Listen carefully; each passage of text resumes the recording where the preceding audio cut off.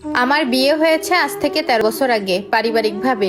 বিয়ের ঠিক পরের দিনই জানতে পারি আমার হাজবেন্ডের সাথে একজনের বিয়ের কথা হয়েছিল, কিন্তু বিয়েটা কোনো একটা ছোট্ট কারণে হয়নি। আস্তে আস্তে দেখি যে মেয়েটার সাথে ওর বিয়ের কথা হয়েছিল সেই মেয়েটা ওকে প্রতিদিন কল মেসেজ দিচ্ছে।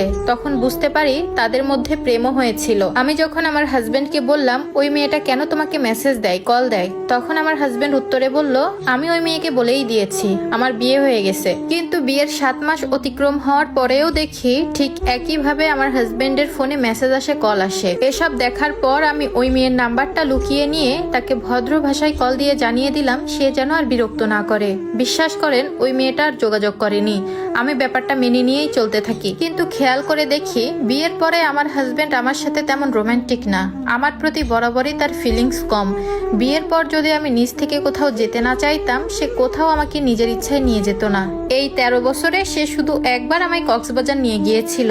ভরণ পোষণ কিছুই দিত না, কারণ আমি জব করতাম। তার একটা বাজে অভ্যাস ছিল, কোনো কারণ ছাড়াই মাঝে মাঝে কথা বলা বন্ধ করে দিত। আর তার সাথে দুর্ব্যবহার তো আছেই। যাই হোক, এসব অসহ্য যন্ত্রণা সহ্য করেই আমি তার সাথে ছিলাম, কারণ বিয়ের 1 বছরের মধ্যে আমাদের একটা বেবি হয়ে যায়। যাই হোক, সব কাহিনী বলতে গেলে এখন বিশাল একটা বই লেখা হয়ে যাবে, যার প্রতিটা পাতায় শুধু আমাকে দেওয়া অসহ্য রকমের মানসিক যন্ত্রণা আর অবহেলা ছাড়া কিছুই পাবেন না। আমি এখন জব করি না, আর আমাদের এখন 2টা বেবি। ঠিক 2 বছর আগে ঘটনাক্রমে ওর ফেসবুক মেসেঞ্জারে তার সেই আগের গার্লফ্রেন্ড, মানে যার সাথে বিয়ে হওয়ার কথা ছিল, তার সাথে কিছু ঘনিষ্ঠ মেসেজ আমি দেখে ফেলি, যেগুলো আসলে মুখে বলাও সম্ভব না। আমি তাদের এসব কথাবার্তা সহ্য করতে না পেরে সাথে সাথে মেয়েটাকে কল দিই। মেয়েটা আমার কাছে মাফ চায় এবং অনুতপ্ত বোধ করে এবং বলে আমার হাজবেন্ড সবসময় তাকে নক করে, কিন্তু আমার স্বামী ব্যাপারটা খুব স্বাভাবিকভাবে নেয়। মেয়েটা আরো জানায় বিগত কয়েক বছর ধরে তাদের সাথে যোগাযোগ হচ্ছে, তাও আমার বাবা যখন মারা গিয়েছিল সেই সময় থেকে। আমি তখন খুব ভেঙে পড়েছিলাম, আর এই সুযোগটাই আমার হাজবেন্ড তখন কাজে লাগিয়েছে। আমার হাজবেন্ড নাকি তাকে পাগলের মতো ভালোবাসে, তাই মাঝে মধ্যেই তাকে নক করে। কথা বলা ছাড়া সে থাকতে পারে না। এরকম হাজারো কথা, হাজারো উদাহরণ মেয়েটা আমাকে দিল। আর এসব কেন করেছো এই কথা আমি আমার হাজবেন্ডকে জিজ্ঞাসা করায় সে আমাকে উল্টো জোর গলায় বলে আমি কেন তার হয়ে সাফাইগিরি করতেছি, তার যা ইচ্ছা তাই করবে, সে কাউকে মানে না, এমনকি তার বাবা মাকেও না। আর বলে পোষালে থাকো,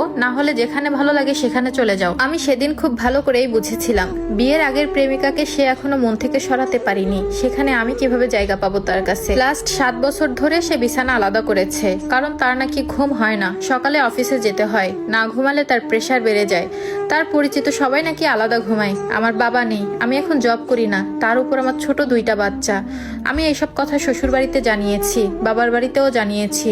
তারা শুধু বলে মানিয়ে নিতে, বাচ্চাদের জন্য হলেও সংসারটা করতে। আমার খুব কাছের বন্ধু যারা আমার ব্যাপারে জানে তারা আমার এই কঠিন অবস্থা দেখে বলে যে পরিমাণ মানসিক যন্ত্রণা আর অপরাধ করেছে তোর স্বামী তোর সাথে, এখন যদি তুই পরকীয়াও করিস তাহলে তোর কোনো দোষ হবে না। কিন্তু পরকীয়ার মতো জঘন্য কাজ করা তা আমার পরিবারের শিক্ষার সাথে যায় না। আর এভাবেই এত মানসিক অত্যাচারের ভেতর দিয়ে আমি 13টা বছর কাটিয়েছি। কিন্তু আজকাল আর আমি এসব নিতে পারতেছি না। কথায় কথায় দোষ ধরে, তার কথার উপরে কোনো কথা বলা যাবে না, এসব আমার সহ্যের বাইরে চলে গেছে। সেদিন তার মুখের উপর একটা কথা বলাতে সে আমার ছোট বাচ্চাটার সামনেই আমাকে মেরে ফেলতে এসেছিল। তার চোখে মুখে আমার প্রতি এত ক্ষোভ, এত ঘৃণা আমি আগে কখনো দেখিনি। আমি সেদিন শুধু অবাক হয়ে তাকিয়েছিলাম তার দিকে। কথা বলার শক্তি আমি হারিয়ে ফেলি। আমি তাকে কোনো গালাগালি করি নাই, এমনকি অকথ্য ভাষায় কিছু বলিও নাই। তার সাথে কিছুই হয়নি, শুধু তার কথার পিঠে আমি একটা সাধারণ কথা বলি, আর তাতেই আমাকে মেরে ফেলতে এসেছিল।